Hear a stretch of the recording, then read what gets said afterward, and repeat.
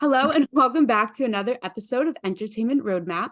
Today we are here with Kerrice Brooks, who is in the new film My Old Ass, which is so exciting. Kerrice, welcome to today's episode. Thank you for having me. Thank you so much. It's such an honor to have you here today. We're so excited to talk all things acting, My Old Ass, everything that we can think of. So Noah, if you want to start off, why don't we get right to the question? So just to start off, how'd you get your start in the industry? We saw that you did dancing. So was it dancing or acting first? It was dancing for me first. Yes.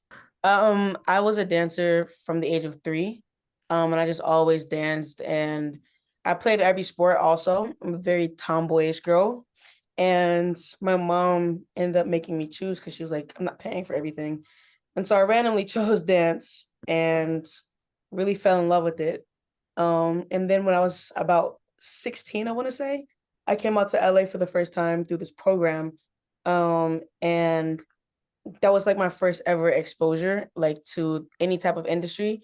And I immediately was like, got that junkie high that everyone sees, all the glitter and stuff. And I was like, oh, absolutely. Like, I have to do this.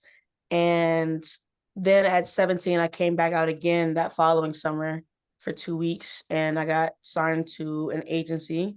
And then I went back to high school and tried to drop out because I was like, Hollywood's calling, guys. Like, I've got to go. And they were like, no. So I finished my whole year of senior year. And then I came out when I was 18 and booked a show called The Monster Show, which is a really amazing introduction into the dance industry. And then after that, life started to life. Yeah. When you moved out to LA, were you alone or did you come with anyone from your family? Yeah, I was alone. I mean, I have friends out here from the DMV area. The DMV is the DC, Maryland, Virginia area. Okay. Yes, I have friends out here from that area, but no, like family. It was really like starting fresh, which is all that I ever live in life. So, yeah. Yeah, I was just gonna ask, was it like very scary moving out there, or was it something that kind of fell into place as it went on? I mean, it was scary because I watched a lot of Criminal Minds, and so I was always afraid of like being kidnapped and murdered. I love crime shows, so that was the scariest part.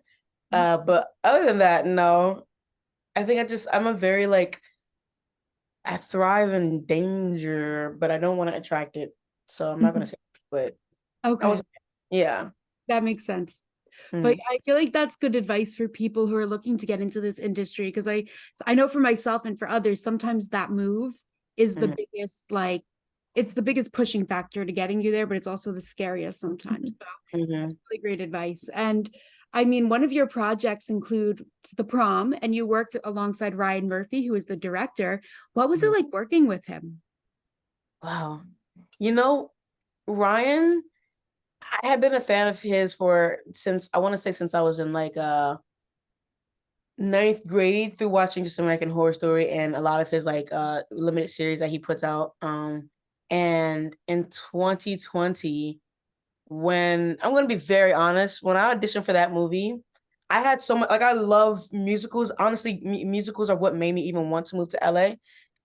Like through watching Cheetah Girls, and Grease is like one of my top favorite movies ever, and High School Musical and stuff like that. But when I booked this, I was so excited to do it, and then I was doing another job at the same time. I was doing Kesha at the same time, so I kept having to miss rehearsals, and I was like, oh, they're gonna fire me for sure. Like, and especially because Ryan on the outside is such a serious guy.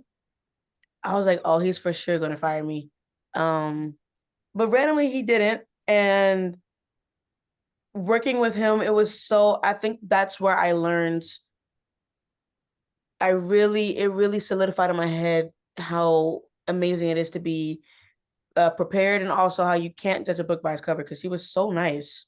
He was so friendly. He was so like, and then to do a joyous movie like that, and you think he's serious, like no, it was, yeah, he was a beautiful soul from what I got to observe. I think Yeah, when I just when I found out he was the one who directed the Prom, I had to like double triple check because I was like, really? Because I had just like recently watched all of American Horror Story for the first time, and so like that's like the vibe that I get from him. Mm-hmm. And the And Prom is Dom so Prince, not like that. yeah, Yeah, Prom is exactly. Yeah. literally a leapfrog jump. but he does know how to make a good production. So it's Exactly. yeah. Mhm. Yeah, no, I was just gonna say that I started watching American Horror Story also in ninth grade. It was like my hyperfixation then. Mhm. Yeah, it's surprising that Ryan Murphy made The Prom because you would think it's this like serious, like more horror centered guy, but then you kind of think of Glee too, and you Mhm. that he has that dynamic and that talent where he's able to do Mhm. both sides so well. And I think that really just also like shows like his real sparkle for what he loves to do because it shines through in anything that he does, whether it is something like a Glee or whether it's something like a Prom or Mhm. something like Watcher. Like it's his love for the craft really, I feel like shines through, and his love for just artistry. Yeah. Also, it's nice to hear like that he's actually nice because like just by photos and things, you can't really tell at You all. He's cannot like he tell. seems like scary And almost. he even like he'll be sitting in the seat like with a straight face. But then he'll like just start like giggling or tell a joke or he grabs the mic and the room starts to feel warm and it's like, oh, Mm. okay. That's so nice to hear. Yeah. Yeah, and so in addition to that, we saw that you've worked alongside many influential people in the music industry, like Billie Eilish and Kelly Rowland and her. What was it like working with all these like powerful women? Mm. You know, I didn't really come out to LA with any type of agenda or any like bucket list or anything. And I kind of take each experience for what it is. And with that being said, I don't go in expecting anything. But when I tell you, I've actually, every single experience I've had as a dancer has been so beautiful and one of a kind. And each artist that I've worked with has luckily, because it's not this case for every dancer. And I know that, especially with a lot of my friends being dancers too. Like, but I've been so lucky that every single person I've worked with has been such a beautiful soul. And I mean, I could go on and on about each one of them and why they're so special and like, and I just wish the best for them. Specifically about Kelly Rowland. She was pregnant when we did Flowers, like really, really pregnant. And I want to say we shot that in 2021, like in the beginning of the year. So it was still COVID at that time. So we had to stay like we were told to stay far away from her. Um, but how warm and inviting she was, she made every single one of us feel so appreciated. And that's also, at least in my experience, it's not very common for dancers to get that kind of treatment, especially from the artists themselves. Like Kelly was such a beautiful and giving soul. I was crying so hard on that set, just like watching everybody and watching my friends and like move to her music and also watching her. Like she moves with so much poise. Like I remember, I mean, this is not like a big deal, but it kind of is. She called me beautiful. And I went home and I was in my fucking sheets like this. I was like, I can sleep peacefully now, bro. Like Kelly Rowland, she's she's such a beautiful person.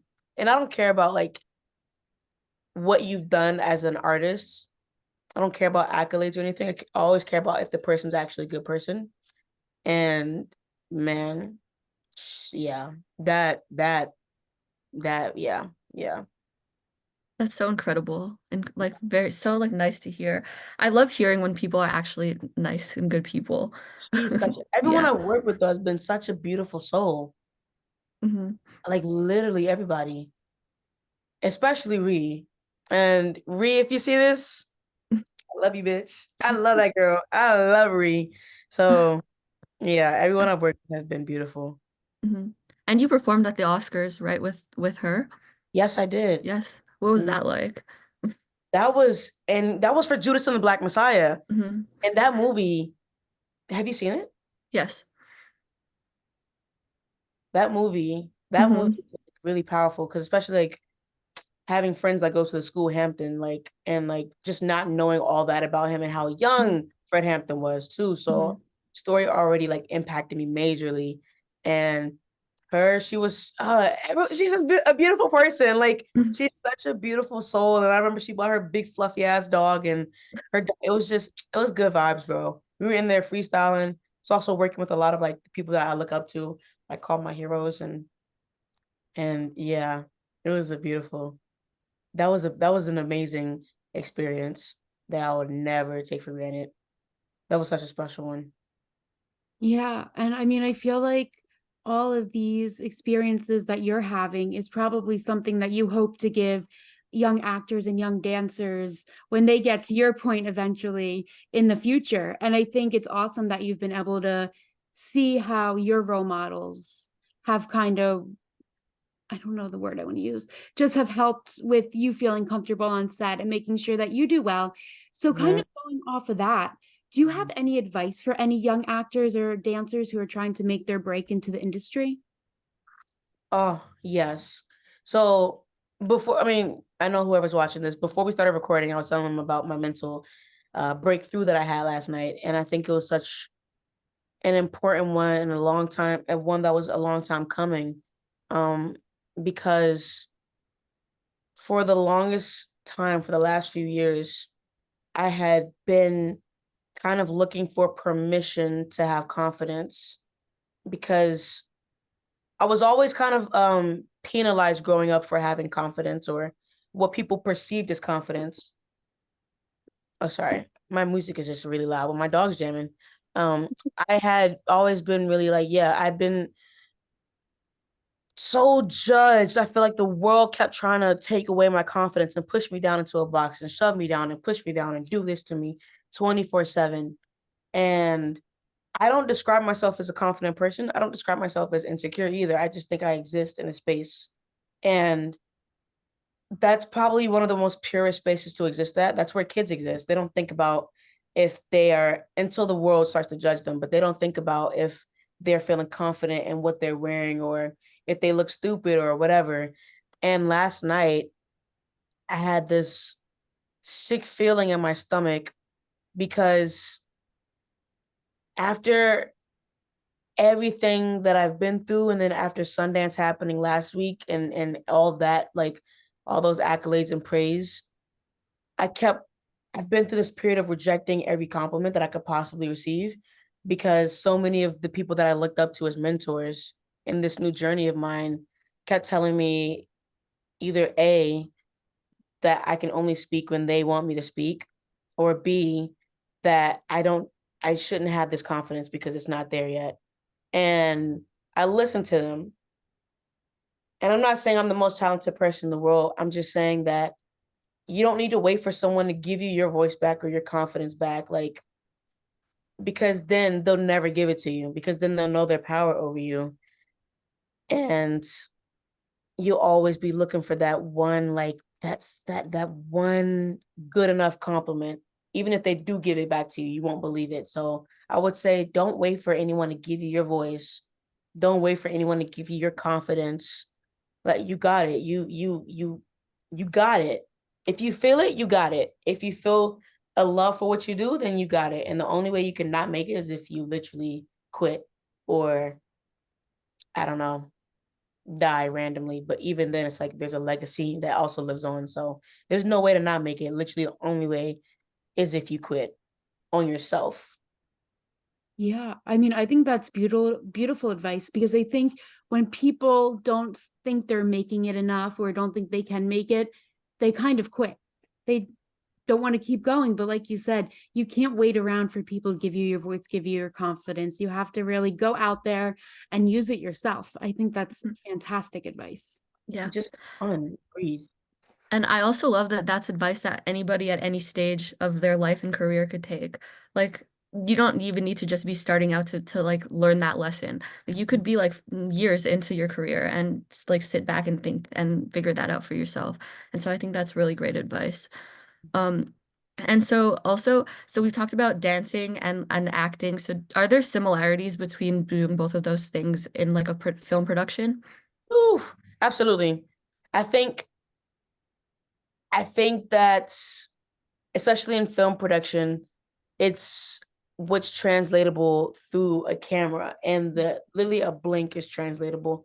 But I think that takes body awareness and dance has for sure given me body awareness that I didn't know that I had until I worked with actors who had never danced before.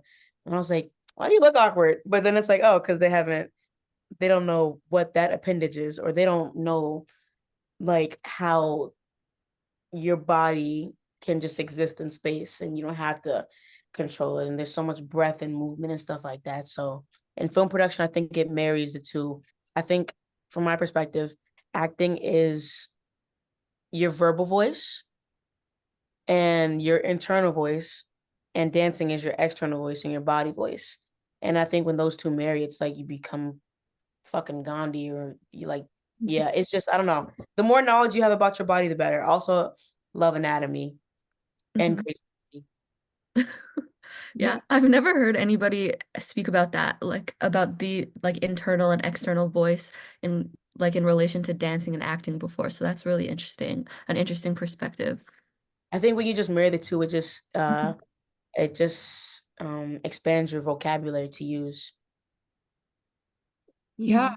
No, and I mean, you have been on the set of short films, music videos, television shows, and feature-length films. So there is so much there. What is your favorite to film and why? Ooh. I think uh, my favorite to film, I would say my favorite medium to film, all of them clearly, but if I had to pick a favorite, if I had to, I would say is, I would say is maybe short films.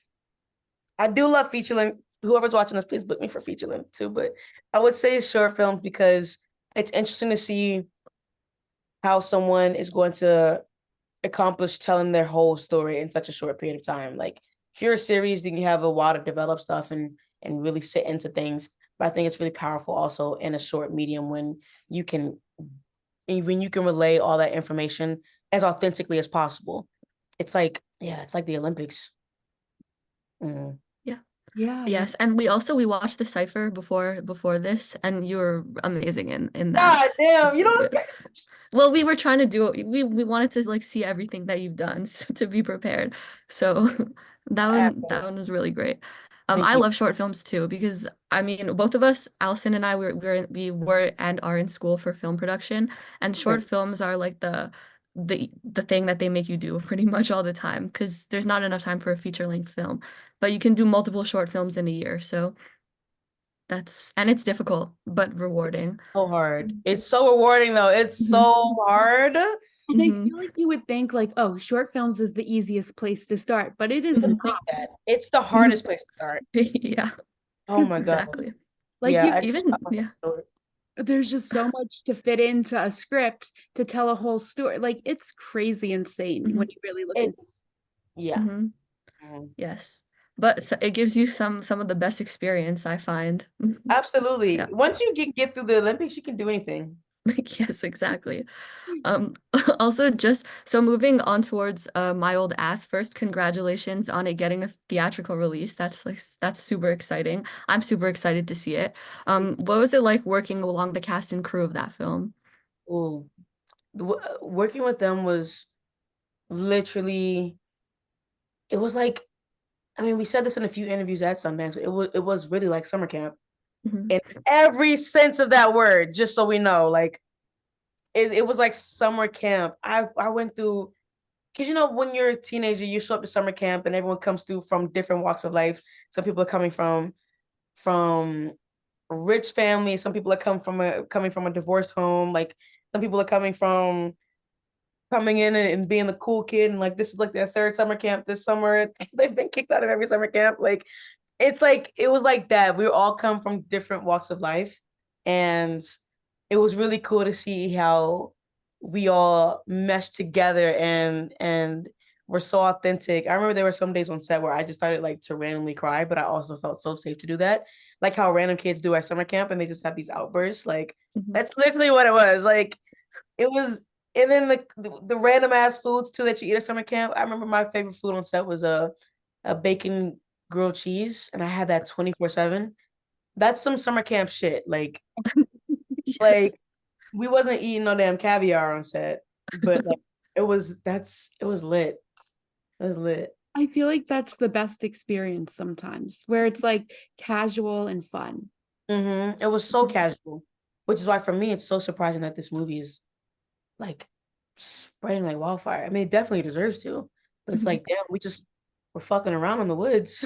Yeah, yeah, That's because oh yeah, go Allison, oh go. no, that's just really exciting that it's Yeah, really taking off and going into theaters. I'm so excited. yeah, Awesome. yeah. Because I saw Megan Park's first film when it came out, The Fallout, and then so I was following when this second film got announced, and like finally there was news about it, and then to see that it's getting a theatrical release is super exciting because I'm definitely going to be in the theater to watch that. I love her work; it's amazing. He's a genius. Hmm. Fallout was so good. Yes. And Mm. yeah, I haven't seen the Fallout yet, but I feel like I have to go see it now. But You Hmm. have to see it. okay, I'll It's like definitely. a generation like finding like I don't even know how to describe it. It's the heart of our generation in the best and worst ways. Hmm. It's a necessary story that has to be told. Yes. Okay. And Megan Park is just so good at representing our generation in like an authentic way that doesn't feel like false or, like somebody is trying to pretend to be someone from our generation. Like it just feels like she knows exactly what we're going through at like any point of life. Exactly. Mhm. It's not like, some movies feel like a 50-year-old white man wrote it. And then when Yes. you look back, it's like, oh my God, a 50-year white man did write this. I'm agreeing with this, but like Megan's so, yeah, she's got the heart and soul of like her generation and our generation. And I think that is the best place to be at. Because, Yeah. some studios hate us, but like, no, yeah. Hmm. And I also have to imagine that because she started as an actor, that makes her direction a little bit different than some other directors. And did that help in any way? Yes, I think because she knew exactly what it was like to have that nervousness or like when we maybe weren't quite getting it, quote unquote, like even just the language she would use, like, and just like telling us, like it felt so low stakes.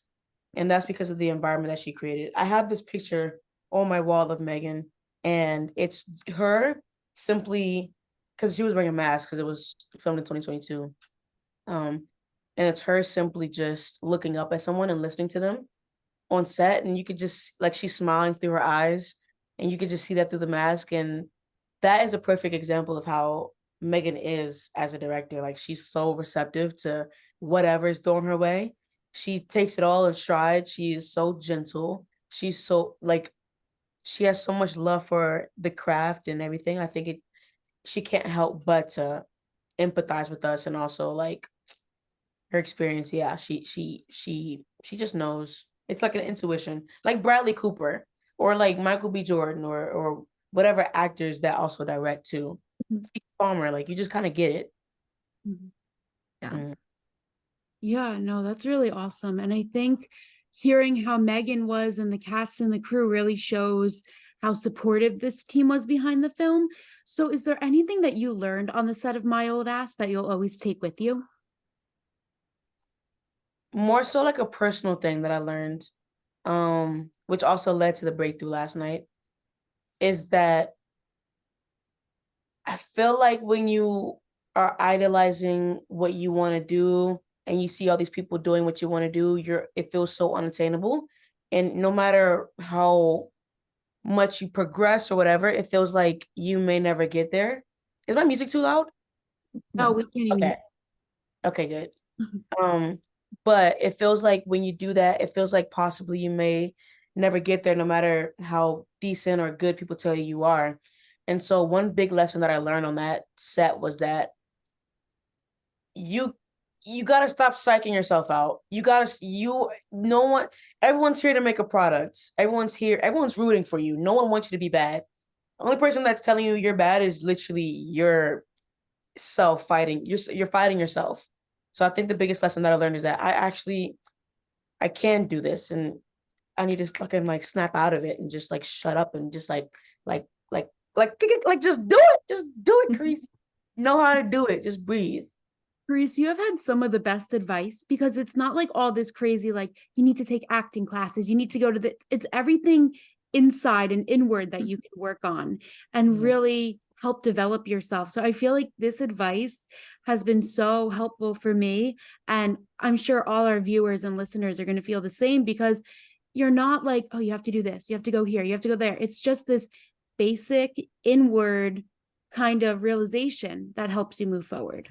You know what it is too? It's like, I think after going to all these different schools and everything, and like I said, like going through my own struggles with waiting for someone to give me permission to be good, or waiting for someone to give me my voice back, I realized, like, you know what to do, Kerrice, and it's already, everything that you possibly need is already inside you. It just takes the right person, the right situation, the right instance to unlock it. But everything you need is already inside you. It just takes unlocking it. So there is no searching for whatever's missing, because nothing's missing. There's Wow. nothing missing in any of us. That's so like, it's so invaluable. I mean, even for me, that's like I'll take that now whenever, for everything, just like in any aspect of my life, honestly. And so you guys also got to go to Sundance recently. Can you talk about your experience there? Woo! Overwhelming. In one word, overwhelming. I'm such like an introvert, self-proclaimed introvert. I'm an introvert who knows how to talk a lot and likes people, but I'm still an introvert at heart. And that was nonstop, like back to back, no time to breathe. The altitude too also fucks you up, because like I work out a lot, but like even just walking up the stairs, you're like, and then that also just adds to like you sitting down in the seat and they're like, how are you? I'm like, I'm good. And then it just adds to like the anxiety and everything like that. But it was a very fast-paced, fun environment to be in. I love to be surrounded by a bunch of film nerds, and I'm a cinephile, so just to be surrounded by people who are schooling me, I was like, damn, bro, like I thought I was top notch, but it was really cool to be around just a bunch of fellow weird artists. And did you got to watch your film with like with the whole audience? Yeah, Was that experience like different than anything else you've done before? absolutely. The only other time I have done a premiere like that was for The Cipher, which I did in 2019. And I was in a different space in 2019 when we shot The Cipher, because I was 19, and also like that I hadn't had any acting experience. I just randomly submitted for that and did it. So this time around, watching it with a whole group of people who are not like everyone, our family came to The Cipher. This is like critics, like these are like people that have opinions for real and that aren't gonna clap for you just because you blinked on camera. Like, so that was nerve-wracking for sure. It was very, I remember we went in, me, Maddie, and Maisie, we were all like, well, let's see what happens. Like, we did our work. We tried, so let's see what happens. And it was very it was so nerve-wracking, bro. So nerve-wracking, but also so exciting. And then also like whatever happens, happens, if that makes sense. All three Yeah. feels equally as strong. So it was like psychosis for sure. Yeah. And did you get to watch anyone else's films when you were there? No. No. Sadly, there was no time. I wanted to see, especially wanted to see Freaky Tales, the American Society of Magical Negroes. I think that's how you say the name. I wanted to see Love Lies Bleeding for sure. Dee, bro. I wanted to see so many films, and I will. Yes. I have a whole list on my letterbox of the Sundance movies that I want to see when they come out, because like everything always looks so good, and all the reviews are coming in and I'm like, oh my gosh, I need to Even watch the movie with everything. Jesse Eisenberg, Kieran Culkin. I forget what it's called, but I know exactly what it's about. I just can't remember what it's called. I don't remember either, but yeah, I did see a review about that the other day. Yeah, It looks good. I want to see that. Me too. We've talked so much about film and dancing and TV shows, but there's something more that we have not talked about you that's so exciting. So why don't you tell us more about POTOMAC Ave Productions and what it's like having your own production company? Ooh, man, POTOMAC Ave. What exactly do you want to know about? Like what? How, I'm assuming, isn't POTOMAC Maryland? Did it come from that? DC, you're so close. Okay. So yeah, why don't we hear about the history of it and kind of how you got it up and running? Oh, okay. This is Thank you for asking this question, first of all. Yeah. Wow, Potomac House first press. So Potomac, I'm from DC, and I used to take the metro a lot growing up. When I got to middle school, my parents kind of really focused on my brother because he's 4 years older, so he was in high school, and his football stuff was just taking over. You know, high school football because it's really close to college football and it really matters at that time. So they're taking him everywhere, and they were like, "We're not driving you to school anymore or back." So figure it out. So I had to take the metro, and I like the metro a lot because there's so much culture in it, but also Potomac Ave can be a very scary place. People get robbed a lot. It's a very ghetto place. And growing up, whenever I felt strong fear, I would just start to like daydream. And looking back in looking looking back in hindsight, and that might have been some like kind of like some split personality shit or like some moonlight shit. You know that show Moonlight, right? With Oscar Isaac? Yes. Like, yeah, literally, I'm like, now that it's like that low key, which it might be. We're gonna get checked out at some point. But whenever I would get really scared, I would just start to hallucinate and go off into these different worlds and make these stories. And Potomac Ave specifically is the metro stop that's closest to my house. It's about like 2 blocks from my house. And I just remember growing up, like getting off at that stop, and also like because you don't want to. And I was in middle school. How old are you? Like 12 or 13 or whatever. Yeah. Like you're a small child, and when there's robberies and kidnappings going on, you don't want that to happen to you. So I couldn't wear headphones. So I would just listen to those train tracks screech and just start to make stories in my head and just daydream. And specifically when I got out of the metro, it's like it looks like a stairway to heaven. Like it's literally going from because the subway's underground and you go up to the ground and it's just you can't see anything but like light. Like it's so blinding that you can't see anything. So you don't know what's coming behind that light. And so I remember going up that 2 minute long ass escalator and just like being so afraid of whatever was on the other side, or also like the lights were never working properly, so it'd always be blinking. So I'm like, Oh no. I stand no chance, bro. I don't stand a chance. So I just remember just escaping, and I would just escape so much mentally, and just daydream about all these stories. And fast forward to 2020, I had gone through this really bad breakup with my first ever girlfriend, and I don't know if anyone watching this has ever gone through their first ever same sex relationship. Traumatizing. It's the most traumatizing thing you could ever go through. And so I went through that, and also moving out on my own for the first time. I had roommates, but then I moved into my apartment that I live in now alone. And and then also like the 2020 uprisings were happening. Like there was just so much anxiety, and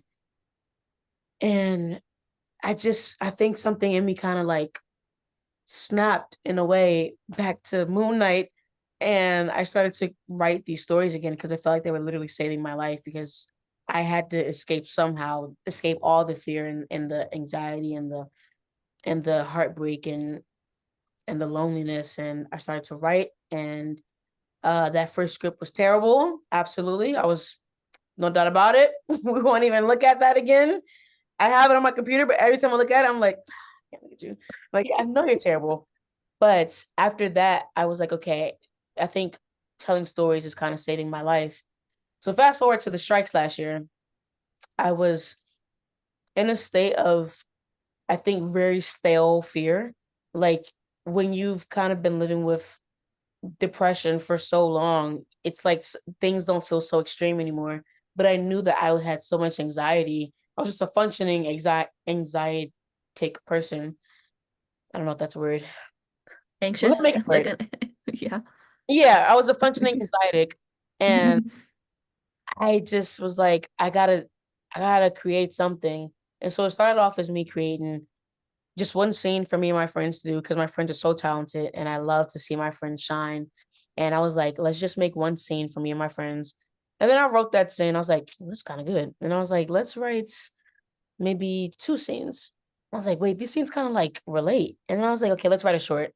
And I was like, oh, this is really good. And I was like, let's write a feature length. I'm not going to sit down for 140 pages. So I was like, we're not doing that. So then I wrote a TV show, which is currently in the works, with some big wigs, some George Washington size wigs. But then with the strikes happening, I couldn't do that. So then I was like, okay, let's write just a regular short. But then as I was writing along those lines, I was like, I feel so connected to a part of me that I thought had died a long time ago, that I didn't realize that had died. And I call her my little Reese cup because that was my nickname growing up. And I finally I had this like vision where I was talking to little Reese cup and everything started to make sense. And I was like, oh, like I think I have to do this. I could save a lot of money by not doing it. A lot of sleep for sure. A lot of time, a lot of stress, but something in me is like, you have to tell these stories because I have to, just the way that Viola Davis and Angela Bassett and Keke Palmer and Zendaya and Cicely Tyson paved the way for me. It's now I have to pave the way for the next generation of BIPOC and queer people. And I just can't wait to tell stories and help other people tell stories. And storytelling is just what I love to do. So that's where Potomac Ave came from. It's like Reese Cup birthed it. Oh my, I love that was such like an impactful story behind that. And I don't know about you, Noah, but I wasn't expecting like such a great story. I don't know, that just really touched me. And I think it was so fantastic to hear about the art that you're creating. And it's so true because I know even this podcast has come because I want to help tell the stories of people in the industry and then also help those who want to go into the industry. And I just feel like when you start something by yourself, like you said, there's so much time, so much money, it all goes into it. And people on the outside really don't realize because they only see it when you're successful. And they think, oh, you must have like everything. It must have come so easy, but building up is hard. So It's so hard. such kudos to you for taking this journey on and really starting. And you know we're going to be there rooting you on. Yes. Appreciate you. And also like you say, people only see it from the outside. Like they only see the name, but they have no idea where that name comes from and like everything that went into making that and all of the, all the experiences that like went right into that. Like this name has meaning to it. And so will like all the projects that you do underneath this name. So I'm also super excited to see everything that comes from it. Thank you so much. My first our first film is coming out in the next month or so. I'm excited for that, Oh. for that premiere and everything. It's gonna be really lit. Every story just means so much to me. I don't know. Yeah, no, that's awesome. And definitely let us know if there's any way we can link to the film or any way we can help support the production company on our end and really help get the word out about it. Thank you. I appreciate that. You're Thank welcome. you. Of course. Yeah, of course. And so Mhm. here at Entertainment Roadmap, we love to do hot seat questions, which are just quick rapid fire questions. So are you down to play around? Let's do it. Oh shit. Okay. If you we kind of touched on this a bit, but if you could go back in time and give yourself one piece of advice, what would it be? Oh, don't listen to the bullies. They're either going through their own shit at home or you trigger something within them. But either way, don't dim your sparkle for nobody. Don't silence yourself because at that point they didn't do it. You did it. So true, so true. And who is your celebrity crush? Shit, I have a few. For sure, Renee Rapp. I would say Amanda Steinberg for sure. Keke Palmer, duh. Uh, mm, who else? Uh, who else? Kalila for sure. Mm-hmm. Mm-hmm. All my castmates, they're all beautiful. um, uh, I just know I'm forgetting somebody. Oh, Mahala. If you guys have not watched Industry on HBO Max, Max now. If you have not watched that, go watch that. She's brilliant. And Damn Teenagers. Good Lord. All great people. Is that Um, Renee Rapp in your background? yes, Oh from the God. Mean Girls movie. Yeah, it's Yeah. like the coaster. I have the fucking Mean Girls 10, the burn book. Oh, I want that so bad because we don't have AMC in Canada, so we did not have that. But I went to like an advanced screening and they were passing out the posters, except it says Mean Girls in French at the bottom of it. Of course it But is. French is yes. But you know, I love movies, so I'm gonna put it up eventually with all the other ones. Good. If you don't want it, Yes. So do you have a favorite book, TV show, or movie, and what makes it special to you? oh, I would say my favorite book is Michael K. Williams' memoir, because he used to be a dancer and just listen and he's from the East Coast and he went through a lot of the same struggles that I did, not to the same extent, but we went through the same struggles. So his memoir means everything to me. I actually got that when I was shooting My Old Ass. My mom gifted it to me and I read it all in like 2 sittings. Um, yeah, brilliant. And I'm so sad I never got the chance to work with him. Oh wow. I hope I can like make him and his legacy proud or just inspire the next Michael K. Williams. Um, and I would say my favorite TV show, only because it's at the top of my head, bro, Daredevil. I With haven't seen it yet. never seen Daredevil? No. That shit's crazy. That shit is crazy. That shit's crazy. Okay. Daredevil and How to Get Away with Murder, of course. Mhm. Um, That's a is good one. Viola Davis is undefeated, insanity. And I would say favorite movie. I said this a lot at Sundance, so I know everyone would be sick of it. For sure, the Twilight series.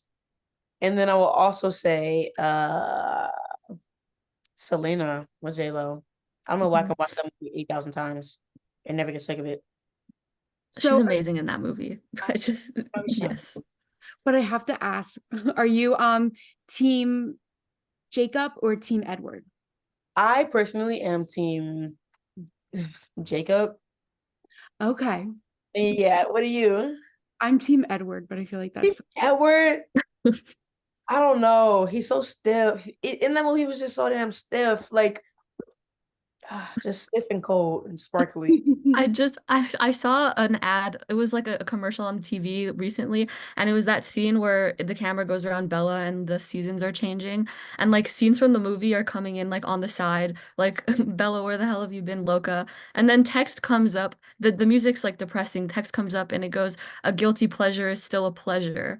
And the stigma. And then it was like Twilight Marathon this weekend. And I was like, I've never seen a trailer like that before to promote a movie. But I thought, Like, that's a very yeah, I think my jaw would just drop. Like, yeah, the I word was that you not said, expecting. Loka, Yeah, is I literally know. Yeah, psychotic. Whoever put that in needs to be I, jailed. Sure. yeah, yes. Mm. Oh, and also Spider-Verse, all the Spider-Verses. I Oh, just saw the first one yesterday for the first time because I don't know why I haven't seen it, but it was amazing, and I'm Me gonna too. watch the second one today. Yeah, Mhm. so Mhm. good.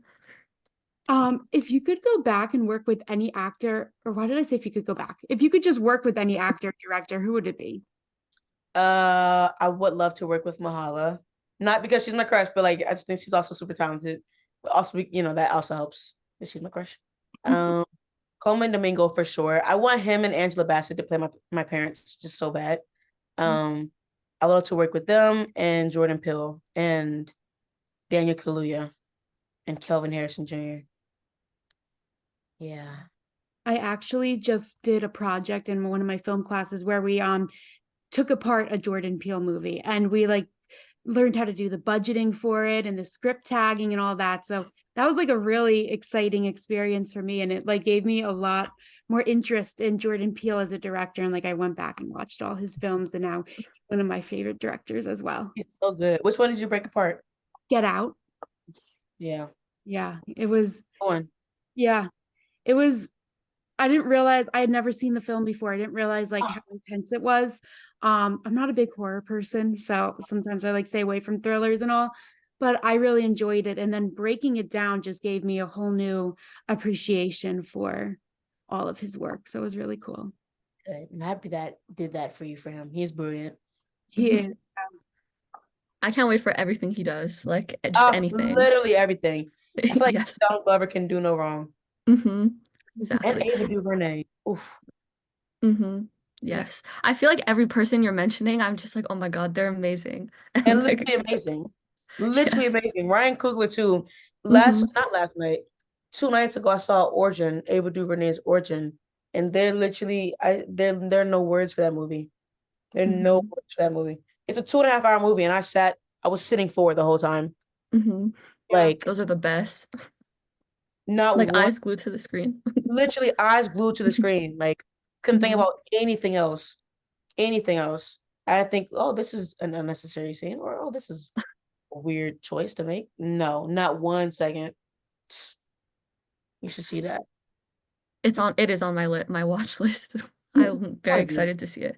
Yeah. Okay, so do you have any embarrassing or funny moments from set from any project that you've done? Yeah. uh how embarrassing do you want to get? As much as you're willing to tell. Oh shit. And that's a funny, interesting choice of words that I said, oh shit. Uh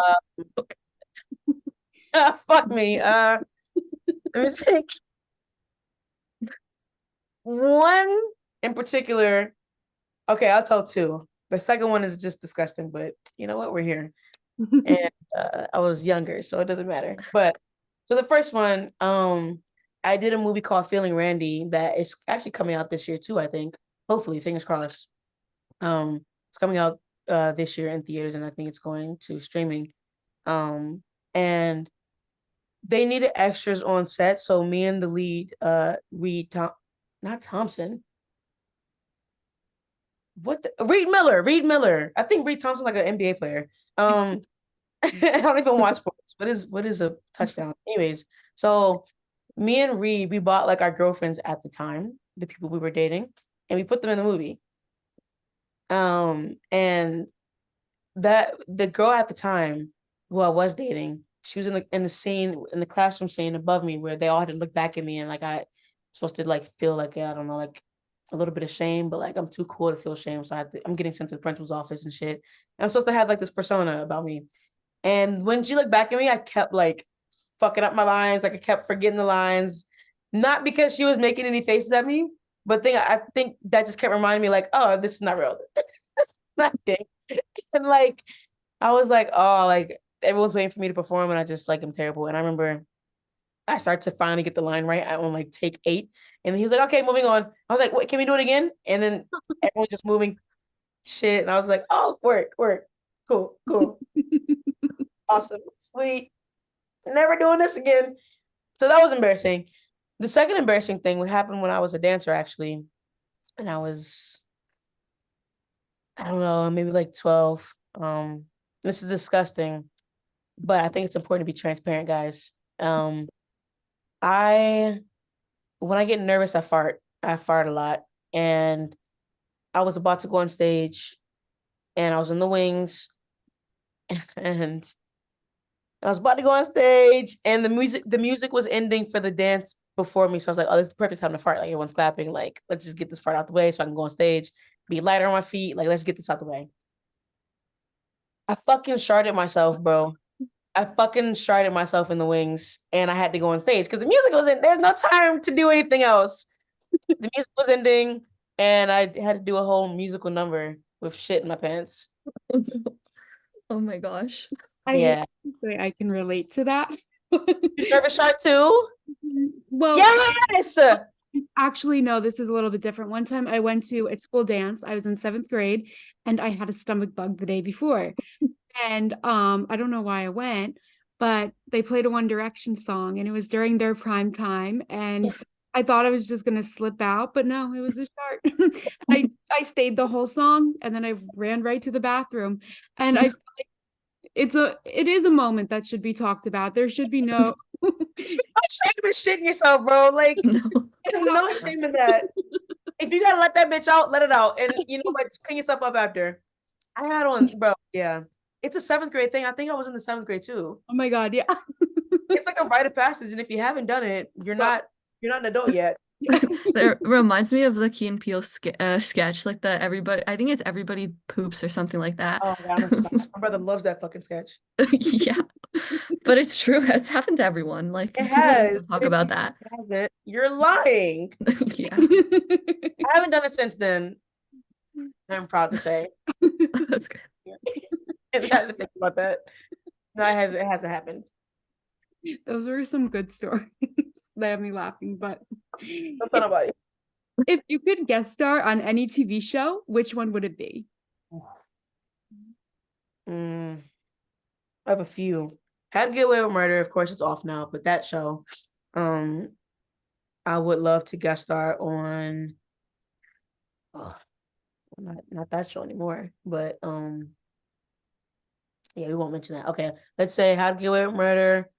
I would love to guest star on like a Heartbreak High show. Like I love Heartbreak High, and I'm excited for April 11th to come because season 2 is coming. I would love to guest star on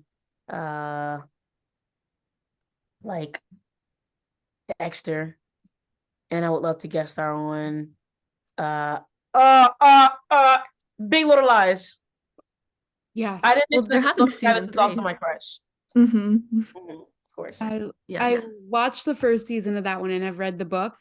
I absolutely love it. So good. I'm obsessed with that show. Mhm. They are doing a season 3 apparently, so I know. That's why yeah. I'm like, get at me. Get at me. My hands are free. Look, I'm free, babes. I'm free. Yes. Put that contract in the hands, bitch. Mhm. That's me. Fingers crossed for that. That would be great. Fingers crossed, toes Um, crossed, fingers crossed, everything crossed. yes, exactly. What song is currently on repeat for you? Let me see. Let me see. There's one off the top of my head. Maybe It's My Fault by Willow. She Okay. can do no wrong for me. Mhm. And uh Drinking Partner by T-Pain. I was just sake. Those are good ones. Thank you. What's your dream role? Either current or past shows and movies? I would say Dominique Fishback's role in Swarm. I would love to play someone psychotic and not and like that's the surface level word. I don't think, of course, when you do character works that she is psychotic. But I would love to play like some sci-fi like shit, like some real murder stuff like that. So Dominique Fishback's role in Swarm, for sure. And I will also say mm, Zoe Kravitz's role in High Fidelity for sure. Or like some Hunger Games, like Katniss Apita. Oh yeah, those Yes. are Or, which one yeah. like Or traumatizingly enough, I probably want to do this once in my career and then never again. But like Jennifer Lawrence and Mother. oh yeah. That movie's crazy. Oh my That's a God. movie. That's a crazy movie. Yes. Yeah. Or like Bo is Afraid. Like Mm. Joaquin Phoenix is like only one time ever. But yeah, It'd probably take a toll on a person. it takes to a do toll, that. probably 100%. And Yeah. that is a risk I'm willing to take just for Mhm. the greater good of the country. I love that. But Carice, thank you so much for joining us today. This was a phenomenal interview. We had so much fun, and we can't wait to see My Old Ass in theaters. We will be watching for that release date. Yes, my old asses for the young asses and the old asses. But thank you guys for having me. This was so much fun. I'm honored that you guys even like wanted to have me on. So thank you guys for talking to me and asking me so many like really good questions.